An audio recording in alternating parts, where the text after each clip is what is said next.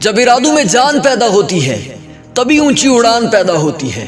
اور ہر ارادے کی ابتدا ایک سوچ سے ہوئی تھی، اور سوچ جتنی جاندار ہوتی ہے ارادہ اتنا ہی قابل یقین ہوتا ہے۔ سوچ جتنی بڑی ہوتی ہے بندہ اتنا قابل ہوتا ہے، کیونکہ کہتے ہیں نا کہ انسان جیسا سوچتا ہے ویسا بننا شروع ہو جاتا ہے۔ ہر بڑے سے بڑے انسان کی ابتدا ایک سوچ سے ہوئی تھی، کیونکہ اس نے زندگی میں کچھ ایسا سوچا تھا جو کروڑوں میں سے اسے منفرد کر کے چلا گیا۔ غالب اقبال، ساغر صدیقی سبھی کو جانتے ہیں نا،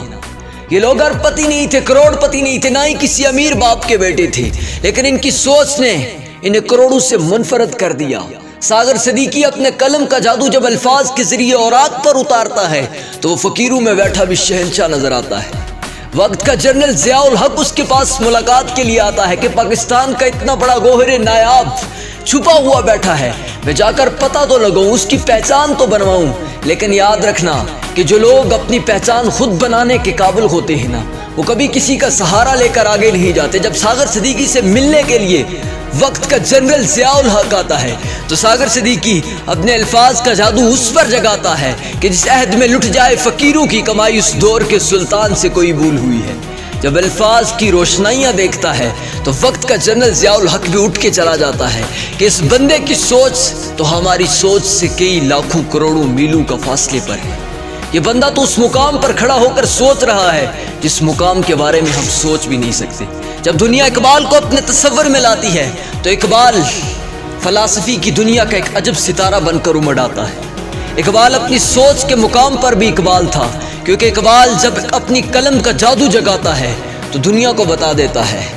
کہ تمہاری سوچ اگر وسیع ہے، تمہارے جذبات، تمہارے تخیلات میں انقلاب ہے تو تم کروڑوں کے مجمع سے بھی منفرد ہو کر دنیا کے سامنے آ جاؤ گے۔ غالب کی غربت شاید اسے زندگی میں کبھی آگے نہ جانے دیتی، غالب کی غربت شاید اس کو خود پہچاننے سے انکار کروا دیتی، لیکن غالب نے اپنی سوچ کو جب اس دنیا کے سامنے پیش کیا تو غالب بھی غالب بن کر دنیا کے سامنے آ گئے تھے۔ غالب نے بھی دنیا کی سوچوں پر غلبہ اختیار کر کے دنیا کو بتا دیا تھا کہ اگر سوچ وسیع ہو، ارادوں میں جان ہو تو انسان کچھ بھی کر سکتا ہے۔ ٹونی رابنس ایک مرتبہ سڑک پر بیٹھے کام کر رہے تھے، ہاتھ میں ہتھوڑا ہے، سر پر ایک ہیلی کاپٹر آتا ہے، ساتھ بیٹھے شخص سے کہتے ہیں یار ایک دن ایسا بھی آئے گا جب اس ہیلی کاپٹر پر میں بیٹھا ہوں گا۔ پھر کہ اگلا جمپ ہوتا ہے سٹوری میں، وہ دن بھی آ جاتا ہے جب ٹونی رابنس ہیلی کاپٹر پر بیٹھے ہوئے، ایک وقت تھا کہ وہ نیچے بیٹھ کر اوپر کا ہاتھ دیکھ رہے تھے، آج اوپر بیٹھے تھے اور نیچے والی اس زمین کو دیکھ رہے تھے۔ ٹونی رابنس نیچے دیکھ کر رونا شروع کر دیتے ہیں، اپنے ہیلی کاپٹرز کو گول گول گھماتے ہیں۔ ان کی بیوی ان سے پوچھتی ہے ٹونی واٹ ہیپن، کیا ہوا ہے؟ تو وہ کہتے ہیں ایک وقت تھا کہ جب میں نے بیٹھ کر اپنے اس دوست سے کہا تھا ایک وقت ہوگا کہ میں اس مقام پر اپنے ہیلی کاپٹر پر بیٹھوں گا، آج وہ وقت آ چکا ہے اور آج میں اس جگہ کو دیکھ رہا ہوں جہاں بیٹھ کر میں نے ایک مرتبہ یہ سوچا تھا،